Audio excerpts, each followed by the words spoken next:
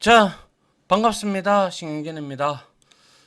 자, 우리가 이제 1장에서 정보처리기사 7기 시험 기출문제 08회, 그죠? 2022년 제1회에 대한 내용들을 마쳤는데, 일단 이번 시간에 2회를 풀기 이전에 제가 지난 시간 1장 마지막 5강에서 19번 문제 있었죠, 그죠? 이 문제, 그죠? 13,195 해서 이거는 소인수 분해를 알아야 된다. 알고리즘. 그래서 제가 이 내용에 대해서 한 말씀 드리겠습니다. 이 문제는 제가 여러 여타 강사들하고도 얘기를 하고 확인을 했는데 저도 프로그래머 경력이 꽤 되기 때문에 이건 알고리즘 문제예요. 알고리즘 문제이기 때문에 여기서도 10,000번 이상 돌고 여기서도 10,000번 이상 도는데 그거는 인간적으로 문제를 풀지 말라는 뜻이에요. 여기서 그냥 틀려라 이런 뜻이에요. 구태여 우리가 이거를 우리가 계산기는 들고 들어갈 수가 있어요. 시험 칠 때, 그죠? 들고 갈 수 있는데 is prime 이거는 못 구해요.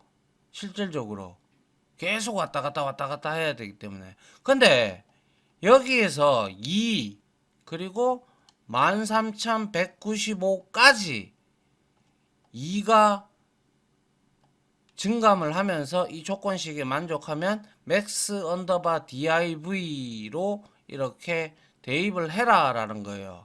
결국에는 소수들을 구해서 그 소수들에서 나누어 떨어지는 거를 계속 곱해 나가는 거예요.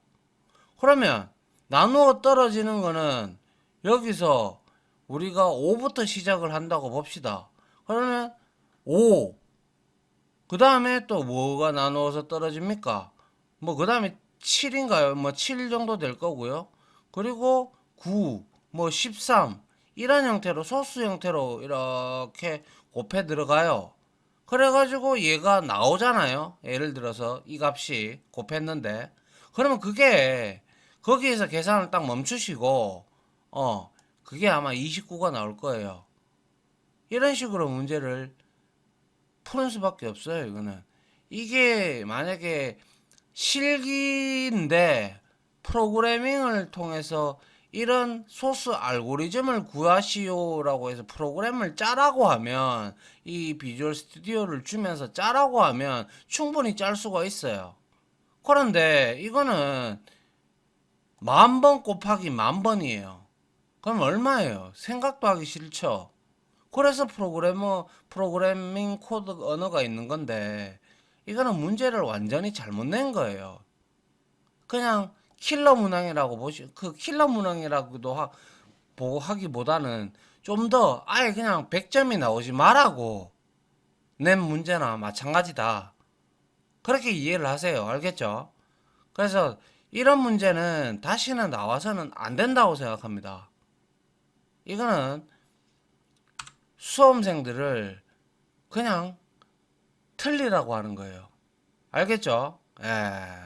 그렇게 일단 정리를 할게요. 자, 그러면 이어서 이제 우리 한번 정보처리 기사 실기시험 기출문제 2022년 2회 문제에 대해서 한번 공부를 좀 해봅시다. 자, 1번이고요. 다음이 설명하고 있는 관계 데이터 연산을 표현하는 방법의 빈칸에 들어갈 알맞은 용어를 작성하시오. 자, 관계 데이터 연산이라고 합니다. 그죠? 그러면 관계형 데이터베이스에서 우리가 정보를 이제 들어가는 방법인데, 자, 보시죠. 그러면 우리는 크게 관계 해석과 관계 대수로 나눌 수가 있는데, 자, 첫 번째, 땡땡은 수학의 프리디게이트 캘클러스 기반을 두고 있으며 관계 데이터 모델의 제안자인 커드가 수학적인 기반을 두고 특별히 관계 데이터베이스를 위해 제안하였다. 자, 이거 뭡니까? 네, 이거 뭐예요? 그리고 또 한번 봅시다.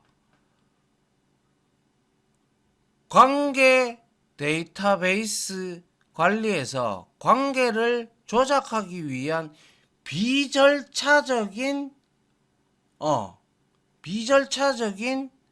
방법 중에 방법의 하나이다. 땡땡은 에는 도메인 땡땡과 튜플 땡땡이 있다. 그러면 관계 대수입니까? 관계 해석입니까? 그렇죠. 이거는 저도 뭐 필기를 강의를 했지만 이 내용은 정말 중요하다라고 제가 학생들에게 아니 수강하시는 분들한테 굉장히 제가 설명을 드렸어요. 중요하다라고. 아시겠죠?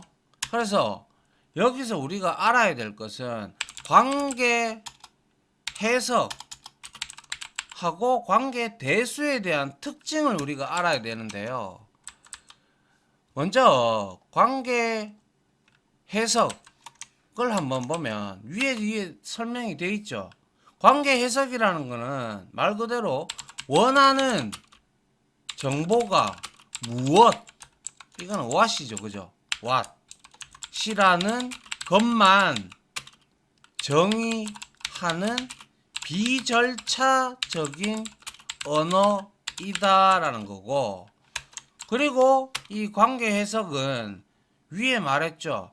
수학의 프리디게이트 캘큘러스에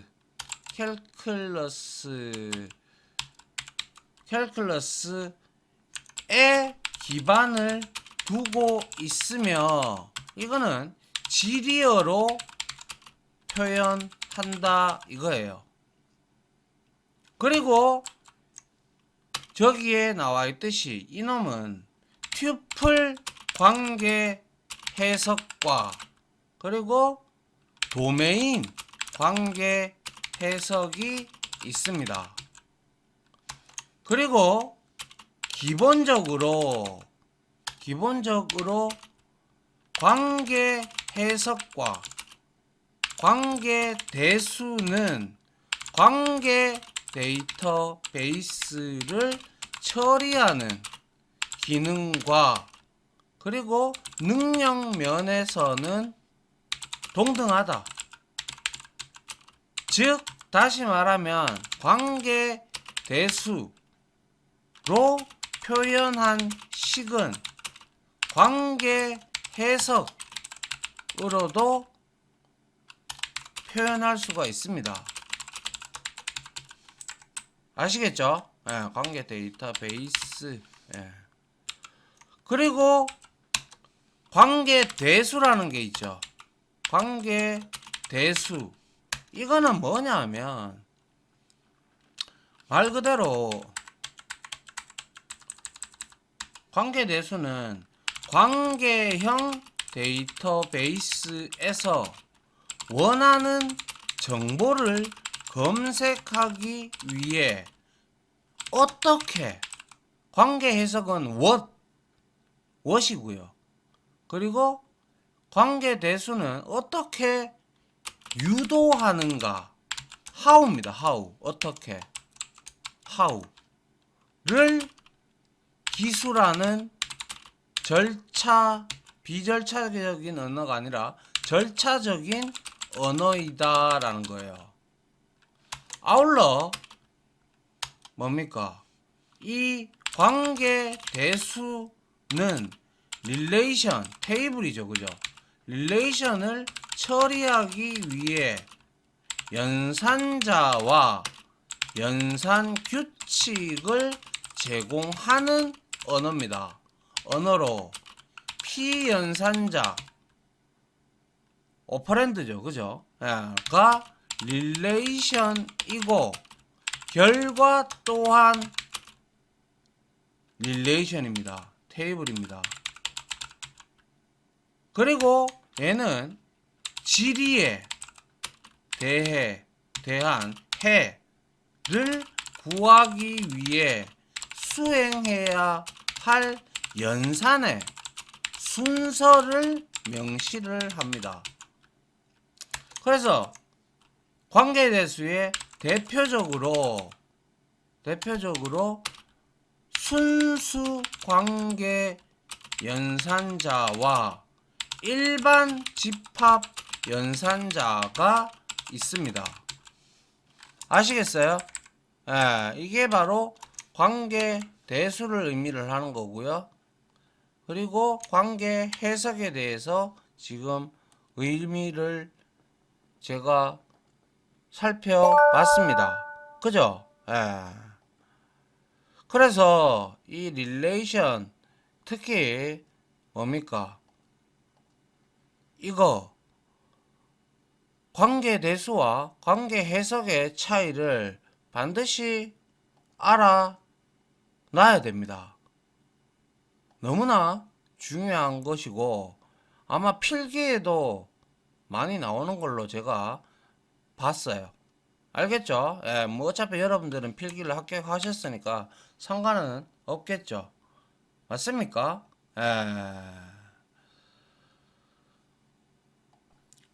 자, 이어서 2번 문제 풀어보도록 하겠습니다. 자, 2번. 다음 1과 2에 설명하는 암호화 기술을 보기에서 참조하여 작성하시오 라고 되어 있습니다. 보기는 지금 위에 있고요. 자, 봅니다. 첫 번째 1번은요.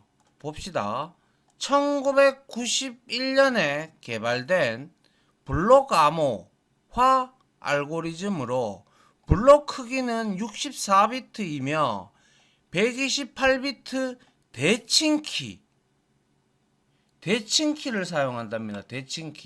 대칭키는 개인키입니다. 다른 말로. 알겠죠? 그래서 이거는 대칭키는 하나의 키로 데이터를 암호화하고 복호화를 합니다. 그래서 대칭키를 사용하고 뭡니까? 페이스텔 구조를 사용하고 있으며 라운드 함수를 8회 반복 적용하여 암호화를 수행한다. 하지만 특허권 문제로 인해 많은 제약이 따르기 때문에 최근에는 대체제로 AES, 자, AES가 바로 개인키 암호화 방식, 대칭키 방식의 특히 블록 암호화 방식 중에 하나예요. AES가 Advanced Encryption Standard가 널리 이용되고 있다. 그러면 이거보다 이전에 나왔다라는 거죠. 그러면 우리가 위에서 가보면 자, DES, AES 이렇게 쭉 있는데요. 여기에서 뭡니까? 이 지금 여기서 설명하는 게 바로 뭡니까? 60 블록 크기가 64비트래요. 그죠? 맞습니까? 64비트이고 128비트로 대칭키를 사용을 한다. 그죠? 그래서 이 함수를 8회 반복 적용하여 암호화를 수행을 한다. 그러면 이거는 뭐냐면 128비트 키 그리고 8회 반복 한다라는 것은 이거는 위에 이 DS, AES 이러한 보기 중에서 IDEA에 속합니다. 그거에 대한 설명이에요. 1번은. 아시겠어요? 그래서 1번은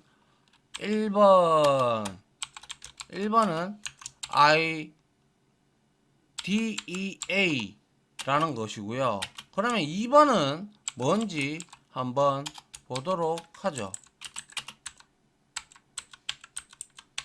자, 2번 한번 볼게요. 이거는 미국 국립안보국 NSA에서 개발된 블록 암호화 알고리즘으로 64비트 블록 크기와 80비트의 대칭키. 이것도 대칭키예요. 그러면 이것도 개인키라는 말이에요. 그죠? 그래서 그리고 여기서 우리가 주목해야 될 거는 80비트 대칭키를 사용하는 거는 하나밖에 없어요. 하나밖에. 대칭키 암호화 알고리즘에 해당하므로 암호화와 복호화가 당연히 동일한 키를 사용을 하는 거고, 일반적으로 클리퍼 칩에 내장되어 기밀성을 보호하였으나 클리퍼 칩의 사용이 논란이 되면서 잘 사용이 되지 않았다. 이거는 잘 모르겠고요. 근데 80비트를 쓰는 거는 하나밖에 없어요. 뭐예요? 바로 스킵잭입니다. 스킵잭. 그래서 스킵잭. 이렇게 여러분들이 이해를 하셔야 됩니다. 알겠죠? 이게 바로 스킵잭이에요. 그래서 일단은 가장 중요한 것은 공개 키와, 그러니까 대칭 키와, 그리고 뭡니까? 공개 키 암호화 방법에 대해서 알고, 그에 관련돼서 여기에 나와 있는 이러한 암호 이제 방식이죠. 이런 뜻을 알아야 다음에 이런 문제가 또 나오더라도 여러분들이 이해를 할 수가 있겠죠. 그래서 먼저 개인키 암호화, 다른 말로는 대칭키라고도 합니다. 대칭키와 동일합니다. 예. 암호화 기법, 한마디로 말하면 개인키이기 때문에 얘는 프라이빗 키 해서 인크립션입니다. 암호 인크립션 기법입니다. 인크립션이죠. 립션이죠. 이거는 뭘 의미하냐면, 한마디로 말해서 다 이거는 동일한데요. 개인키 암호화 기법은 동일한 키, 하나의 키로 동일한 키로 데이터를 암호화하고 그리고 복호화한다. 그리고 얘는 데이터베이스 사용자는 평문의 정보 M을 만약에 내가 암호화를 하고 싶다. 그러면 당연히 암호화 알고리즘 E와 개인키, 프라이빗 키죠. 그죠? 프라이빗 키 K를 이용하여 암호문 C로 바꾸어 저장시켜 놓으면 뭡니까? 사용자는 그 데이터베이스에 접근하기 위해서는 뭐라고 해야 되겠습니까? 복호화 알고리즘 D라고 가정을 합니다. D와 그리고 개인키, 아까 K를 써서 암호화를 했다. 그죠? 그럼 역시 동일한 키로 쓰기 때문에 개인키 K를 이용하여 다시 평문의 정보 M으로 바꾸어 얘는 이용하는 방법입니다. 그래서 개인키 암호화 기법에서 암호화 대상이 n개라면 n개일 때 사용되는 키의 개수는 공식이 있는데요. n-1 그리고 나누기 2입니다. 이다. 이거 문제로 충분히 나올 수 있습니다. 그리고 개인키 암호화 기법은 뭡니까? 대칭 암호 기법 또는 비밀키라고도 합니다. 비밀키 암호화 기법이라고도 한다. 그리고 얘는 개인키 암호화 기법은 한 번에 하나의 데이터 블록을 암호화하는 블록 암호화 방식과 그리고 스트림 암호화 방식으로 분류된다라는 거예요. 그래서 그에 관련된 종류를 보게 되면 블록 암호화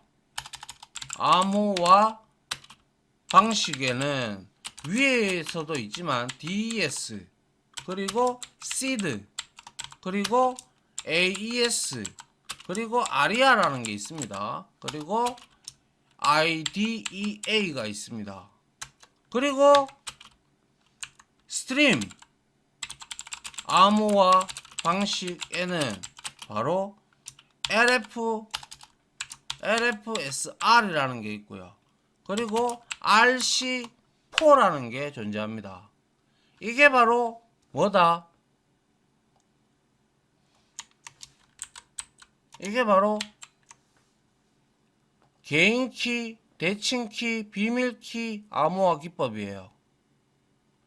그리고 위에 있는 것들 다 설명드릴 테니까 이거는 반드시 여러분들 알고 계셔야 돼요. 그 다음 개인키 말고 그 반대가 되는 게 바로 공개키입니다. 공개키 암호화 기법.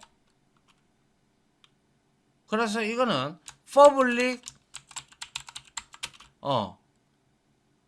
encryption 뭡니까? encryption 그죠? 공개 키니까 키하고 encryption 기법 공개 키 암호화 기법 맞죠? 그죠? 예. 그래서 이놈은 뭐가 다르냐면요. 아이고.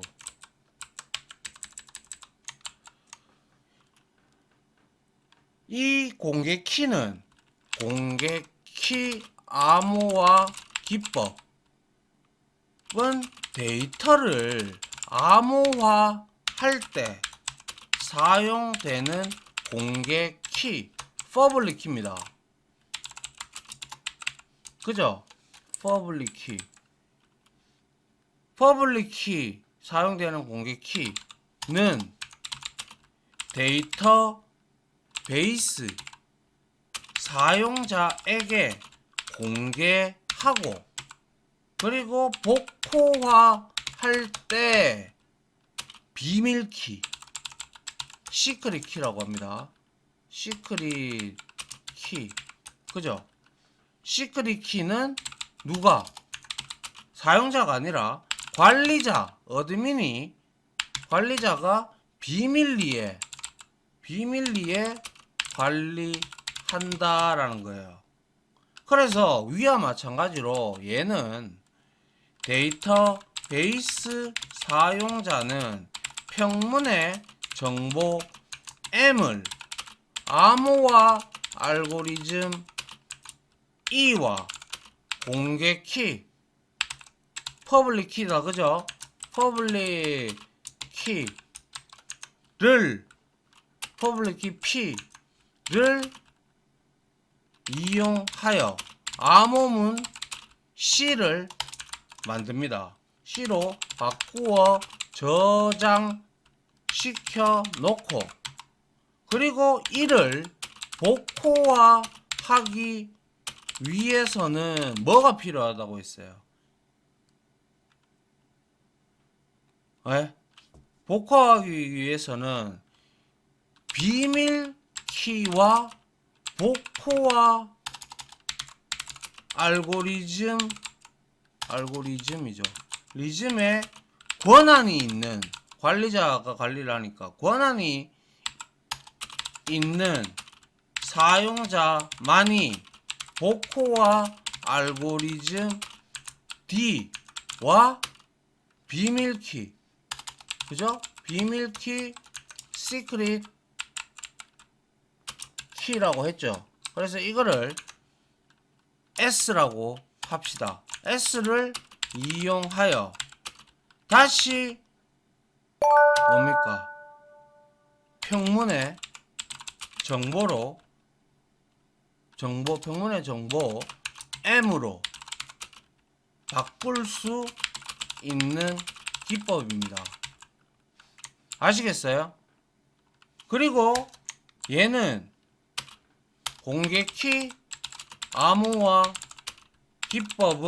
기법에서 암호화 대상이 만약 이거는 N개일 때 얘는 키의 사용되는 키의 개수는 2n입니다. 왜 그러겠어요? 2n이다. 키가 두 개잖아요. 위에는 개인 키 같은 경우는 키가 하나로 다 통일을 하니까. 맞습니까? 예? 예. 그래서 2n이고요. 그 다음에 얘는 공개 키 암호화 기법은 우리가 비대칭 위에는 대칭이었죠. 비대칭 암호 기법이라고도 하며, 대표적으로 위에 나왔던 RSA 라이베스트 샤미르 에들먼 기법이 있습니다. 라이베스트 샤미르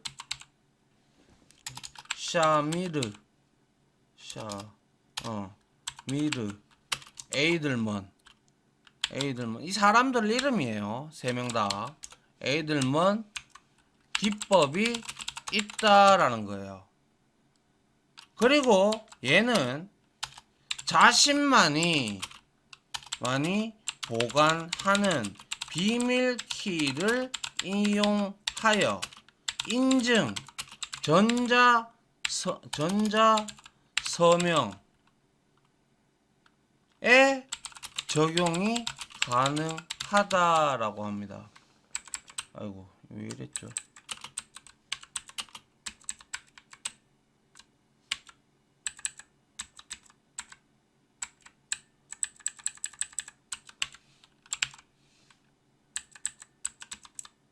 그래서 전자서명이 가능하고, 아울러 얘는 장점으로 볼 때는 상대적입니다. 장점은 개인 키보다 얘는 키의 분배가 용이하고 관리해야 할 키의 개수가 적다라는 거예요. 그리고 하지만 단점으로는 두 개의 키를 사용을 하다 보니까 암호화, 복호화 속도가 한 개를 쓰는 개인 키에 비해서 당연히 느리겠죠. 그리고 알고리즘 역시 복잡하겠죠. 복잡하고, 그리고 개인 키 암호화 기법보다 당연히 파일의 크기가 크겠죠. 당연한 거 아닙니까? 그죠? 그래서 우리가 이제 위에 나와 있는 이 뭡니까? 보기에 나와 있는 거 있잖아요. 그죠? 이것들을 한번 우리가 살펴볼 필요가 있죠. 자, 제일 먼저 DES예요. DES는 뭐냐면, 자, DES라고 합니다. 이거는 데이터 인크립션 뭡니까? 스탠다드예요. 그래서 요 놈은 뭡니까? 1975년 미국 MBS, 미국 기관입니다. 연구기관에서 발표한 개인키 암호화 알고리즘이고요. 그리고 얘는 DES를 3번 적용하여 보안을 더욱 강화한 트리플 DES 트리플 DES도 있다. 그리고 블록 크기는 얘는 64비트입니다. 이며 그리고 키의 길이는 56비트로 고정되어 있다. 그래서 이게 바로 DES고요. 그 다음에 뭡니까? AES죠. AES 얘는요 Advanced Encryption, 그죠? Encryption 스탠다드예요.